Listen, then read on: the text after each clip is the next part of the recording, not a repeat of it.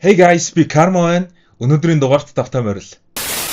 Домгийн шоу үргээж Steam зуны хямдрал хэллээ.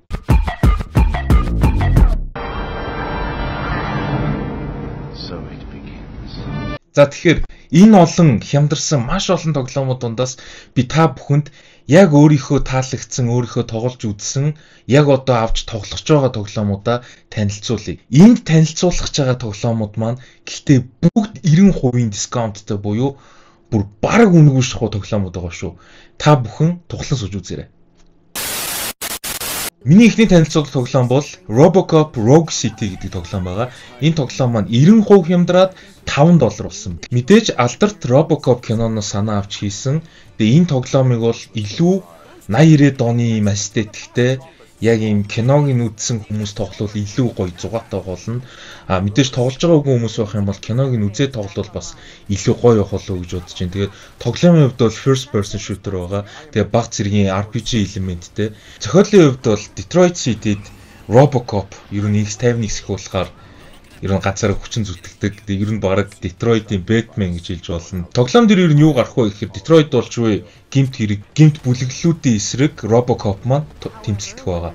Хэрвээ та хуучны стилийн акшн кинонууд дуртай бол мөн Robocop киног үзсэн бол энэ тоглоомыг заавал тоглож үзхийг бид зөвлөж байна. I'm curious to hear which one you prefer. My name is За, миний дараагийн танилцуулах тоглоом бол Greece. Nomada гэдэг Испани жижиг инди девелопер хийсэн. Тэгээ энэ тоглоом маань одоо дөнгөж $1.5 болон хямдарсан байгаа. Тэгээ бараг 5,000 төгрөг хүрэхтэй гүтэйгээ. Greece-д ямар нэгэн буу тулаан байлдаа шийдэн гэж бол зүйл байхгүй. Энэ тоглоом нь платформер тоглоом байгаа. Яг геймплейг нь харах юм бол платформер хоёр тишээ явдаг үсэрдэг тоглоом байгаа. Гэхдээ маш гоё зурагтай буюу ийм артлэгтэй нэг уран зураг үзээд байгаа юм шиг, тийм зурсан зураг үзээд байгаа юм шиг юм маш сонирхолтой бөгөөд тийм эмоционал тоглоом. Тэгээ би энэ тоглоомыг яг өөрөө дөнгөсөө худалдаад авсан Steam Deck-н дээрээ ер нь тоглолоо. Ер нь Steam Deck-н дээр бас тоглоход айгүй гоё тоглоом байна. Тэгээ хэрвээ Steam Deck-ний бас ревю оруулахыг хүсвэл бол доор комент үлдээгээрээ бас лайк дарахаа мартаа. За тэгээ энэ тоглоомны дуу дүрстэл бол маш үнэхээр гоё байсан.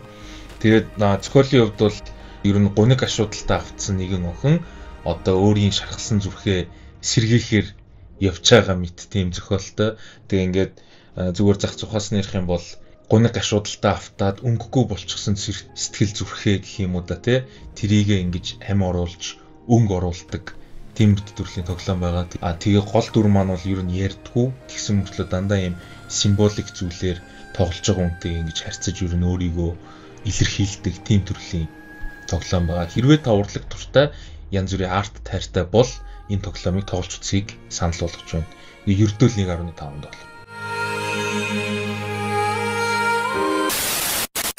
Дараагийн тоглоом бол миний хамгийн дуртай тоглоомуудын нэг Mass Effect. За тэр дундаа Mass Effect-ийн Legendary Edition. За энэ edition ердөө $6 болсон байна. $6 шүү. Дотроо 3 тоглоомтой Mass Effect 1, 2, 3 дахь ангийн 3 ангийн гурвуулгын багтаасан хөлбөр байгаа. Галактикт нэг тайван тогтоохын төлөө явж буй Shepard-ийн дүр тоглолтог тоглоом байгаа. За энэ бол RPG тоглоомны бараг өвөг дээдсгээ хэлчихэд бол буруутахгүй. Тэгээ RPG жанрын тоглоомд бол жишг тогтоож стандарт тавьж өгсөн тоглоом гэж би бол боддог. За энэ тоглоомыг заавал тоглож үзээрэй гэж хүсэж байна.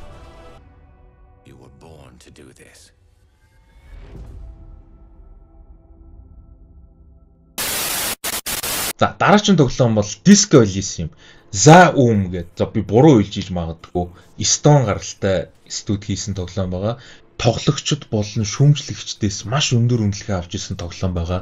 Тэгээ энэ тоглоом нь 2021 онд нээлттэй хийсэн инди RPG төрлийн жанрын тоглоом байгаа. RPG дундаа бүр маш гүн гүнзгий бүр юм deep storyтой түүхтэй таны хийсэн сонголт болгон танд ямарваа нэгэн байдлаар эргэлж нөлөөлдөг. Тэгээ тоглоом маань одоо тоглоом дээр сонголт хийхээс гадна та дотоод сэтгэл зүрхтэйгээ өөрийнхөө дотоод ертөнцтэйгээ бас ингэж сонголт хийж тэмцэлтэж түүнийхээ одоо үр нөлөөг авдаг байгаа. Тоглоомын хувьд ч гэсэн бас олон төгсгөл төвлөртэй. За миний хувьд бол тоглож байгаад тоглоомны дундаас баг өөрөө өөртөөгөө хийсэн сонголтуудын дээрээ бүдрээд тэгээд амиа оролцдог байхаа манай гол дүр. Тэгсэн чинь дахиад шинээр эхэлж исэн. Би бүр тухайн үед бүр what the fuck гэж бодоод тэр нь ямар save map үлдээгүү тэгээд дахиж эхэлж исэн. Тэгээд тэр сонголт Монголдо тойрч яваад тэгээд өөр замаар явж исэн. Тоглох болгондоо ямар нэгэн байдлаар арай өөр мэдрэмж авдаг, арай өөр зохиол өрнөдөг ийм тоглоом байгаа. Тэгээд заавал тоглож үзье.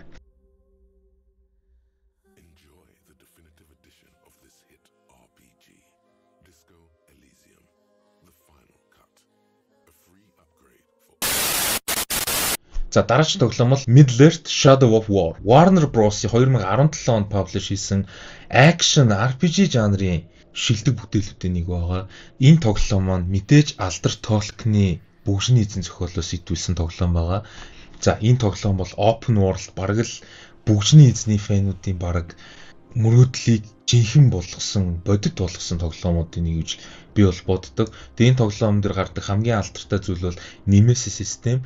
Nemesis систем нь яадаг вэ гэхээр энэ AI дээр суурилсан ерөнхийдөө тийм дайсны систем байгаа. За та ямар нэгэн дайсныг очиж хөнөөлөө гэж бодоход дараа нь тэр хүнийг орлож байгаа одоо тэр оркуудын жанжин гэхэд өмнөх дайснаа яаж хөнөөсөн, одоо түүнээс яаж одоо бултах гэх мэттэй, танаас яаж одоо өшөө авах, эсвэл таны ямар үйлдэл өмнө гаргаж ирснийг нь санагалзах. За зарим тохиолдолд одоо таны алхаж исэн орктэй амьд үлдлээ гэж бодоход тэр орктойгоо дахиад уулзгаад нөгөө орк нь нүүрэн дээрээ сорвитоочсон гэдэг юм уу. Тиймэрдүү систем байгаа. За энэ системийг бол бүр Warner Bros-ийн өөрсдөө патентжуулаад авсан байдаг. За илүү дэлгэрэнгүй энэ тоглоомоо тоглож үзээд мэдэрэй гэж хүсэж байна. Crash Bandicoot Insane Trilogy байгаа. За энэ Insane Trilogy нь яг нэрнээсээ ойлгомжтой 3 тоглоомыг багтаасан Crash Bandicoot-ийн remaster байгаа. За баг remake-ийн дайта remaster гэж хэлж болно. Тэг үнэхээр та PlayStation 2-ын хүүхэд бол энэ тоглоомыг бүр зайлшгүй авч тоглох шаардлагатай. За энэ тоглоом бол бараг л нөгөө хүүхэд насанд аваачиж өгдөг галт хэрэг хэрвээ байдаг бол гэдэг тоглоом байгаа даа. Тэгээд энэ тоглоомыг яг хуучин хэв маягтайгаар нь 60 FPS HD-гээр нь тоглох гэсэн ердөө $4 болчихсон байна.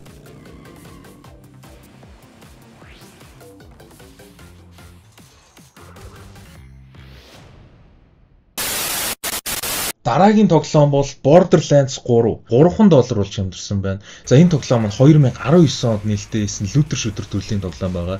Ялангуяа найзуудтайгаа цуг тоглох тоглоом хайж ивэл Borderlands 3 авч тоглохыг хүсэж байна. Та илүү зохиолт нь болж тоглохыг хүсэж байгаа бол Borderlands 2-ыг авч тоглоорой гэж би тань зөвлөе. 2 нь бол Borderlands сурлуудынхаа хамгийн шилтгэн гэж миний хувьд бол дүгнэдэг.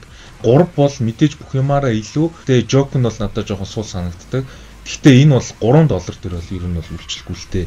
Тэгээ энэ тоглоом дотор баг тэр бомбо байгаа юм даа.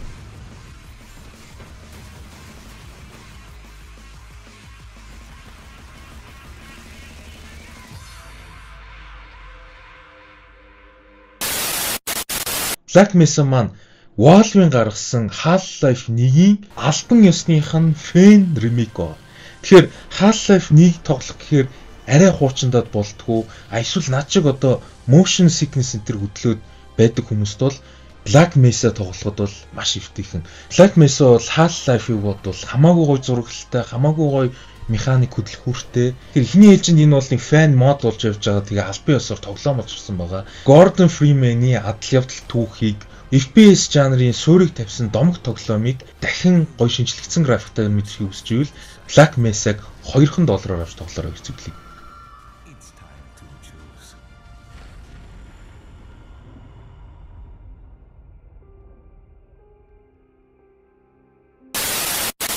Дараагийн санал болох тоглоом бол Battlefield-ийн цувралууд байгаа.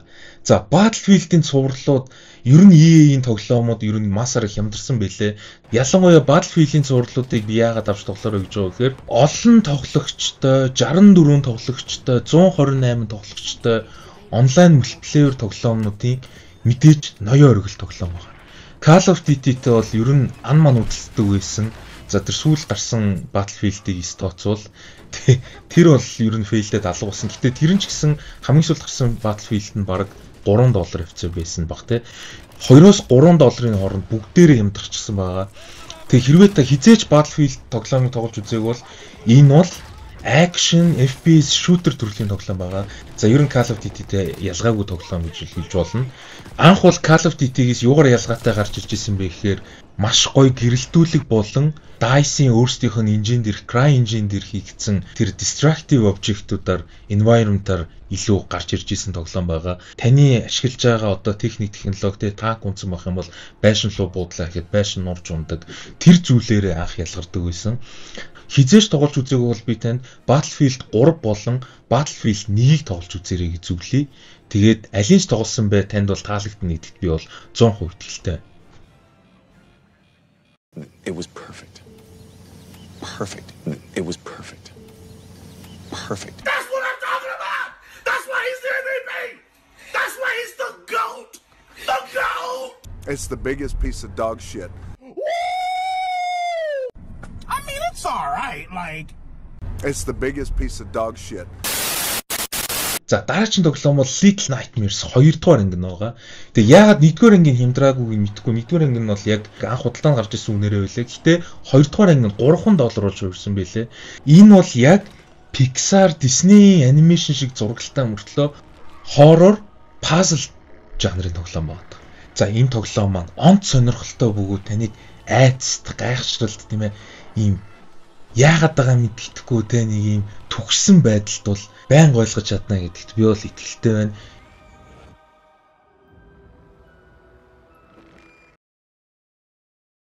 %90% хямдраагүй ч гэсэн дуртахгүй өнгөрчлөхгүй заавал дуртах ёстой тоглоомод бол бас байгаад байна. За цөөхөн эдийг би та нарт дурдж өгье. Хамгийн ихэнд гэх юм бол Batman Arkham Collection байгаа. За энэ collection юу багтах вэ гэхээр Batman Arkham Asylum, Batman Arkham City болон Batman Arkham Knight энэ тоглоомн дээр энэ гурван тоглоомн дээр нэмдэг нь бүх DLC-нүүд нь ороод $9 болж хямдарсан байгаа. За тэгэхээр гурван тоглоомыг $9 авах гэдэг бол одоо байж боломгүй зөвхөл гэж би бол бодож байна. Супер баатруудын тоглоомуудын ноён өргөл гэж хэлж болно. Хамгийн анх гарч ирсэн хамгийн амжилттай супер баатрын тоглоом гэх юм бол Batman-ыг хэлэх баг. За үүний дараа бол Spider-Man гэдэг олон тоглоомд гарсан ч гэсэн өөрийгөө Batman болсноор мэдрэн гэдэг бол бүр next level мэдрэмж шүү дээ, тийм. Тэгэхээр Rocksteady-ийн хийсэн Batman-ы Alter Trilogy-г хэрвээ өнөөдрийг хүртэл тоглож үзээгүй байх юм бол заавал тоглож үзээрэй.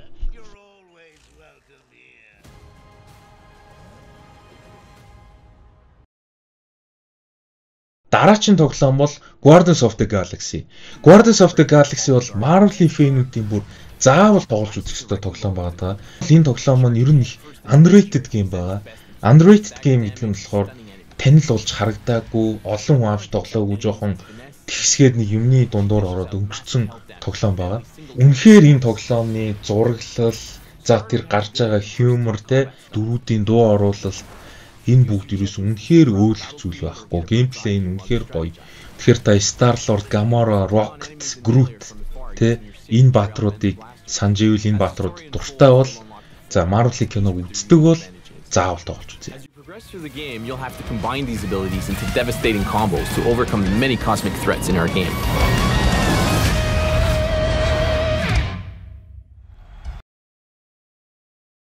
Halo буюу Halo-гийн Master Chief Collection байгаа. За, энэ Master Chief Collection-д өнгөрсөнд гарсан Xbox дээр ганцхан exclusive байсан шүү дээ. Энэ бандл дотор заяа Halo-гийн 6 тоглоом байгаа. За, энэ 6 тоглоом уншия л та. Halo Reach, Halo Combat Evolved Anniversary, Halo 2-ын Anniversary, за Halo 3, за Halo 3-ын ODST болон Halo 4 орж байгаа юм байна. За, энэ тоглоомыг бол баг ихэнх хүмүүс маань надаар хэлүүлтгүү сайн мэдж байгаа хөө. Энэ тоглоом ч бас л угаасаа л FPS тоглоомуудын ноён өргөл. Яагаад FPS тоглоом баг үдий зэрэгтэй явж байгаа үнтийн тод жишээ те мультиплеер тоглоомуудын бас үнд сугсаа болсон тоглоом байгаа.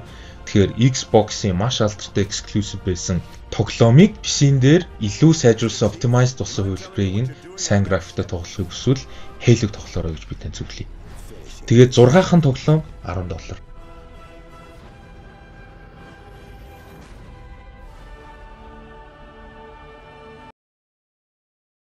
Миний бас бүх цаг үеийн хамгийн шилдэг гэж боддог тоглоом бол The Witcher 3.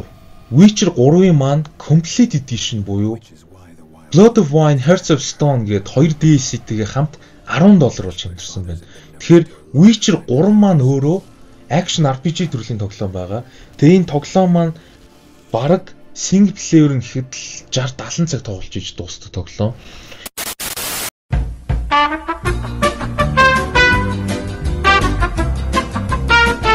Geralt, this is my story.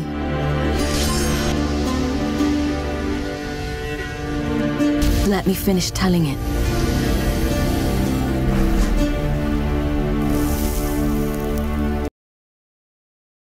Миний санал болгож буй хамгийн сүүлийн бөгөөд хамгийн үнэтэй тоглоом бол Dead Space-ийн 2023 оных нь ремейк нь байгаа. За энэ ремейк бол survival horror тоглоомыг ямар төвшөнд байх ёстой вэ гэдгийг бүр яруу тодор үзүүлж чадсан тоглоом байгаа. Анх гарсан Dead Space-ийг бүр бүх зүйлээрээ сайжруулсан, бас нэмэлтээр ингээд хид хідэн шин зүйлүүдийг бас нэмж өгсөн байгаа. Зохиолын хувьд юу гардаг вэ гэхээр Ishimura онгоцонд Isaac Clarke гэдэг инженер ирээд тэгээд тэр сансрын үлэг дээр Necromorph гэдэг аимшигт зүйлтэй нүүр тулгардаг байгаа. Isaac болон багийн гишүүдэд нь юу тохиолдсныг энэ тоглоомыг тоглоод мэдэрэй.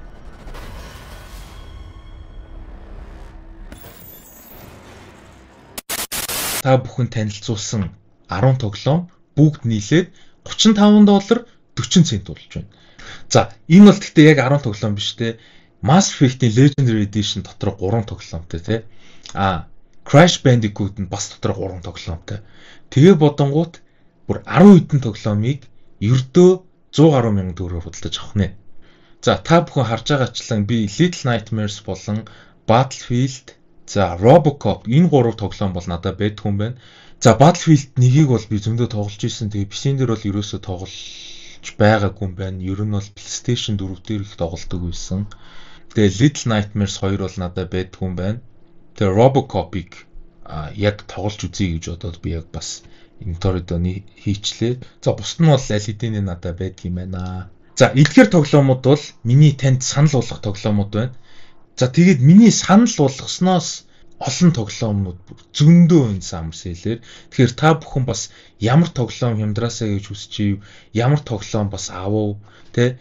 Тэгээ энэ дотор тань таалагдах тоглоом байна уу, тоглож үзсэн тоглоом байна уу? Тэр бүгдийг комментээр бичээрэй. Тэгээд та лайк, шеэр, subscribe хийхээ бас бити мартаарай. Энэ хүртэл үзсэн танд баярлалаа. Баяртай.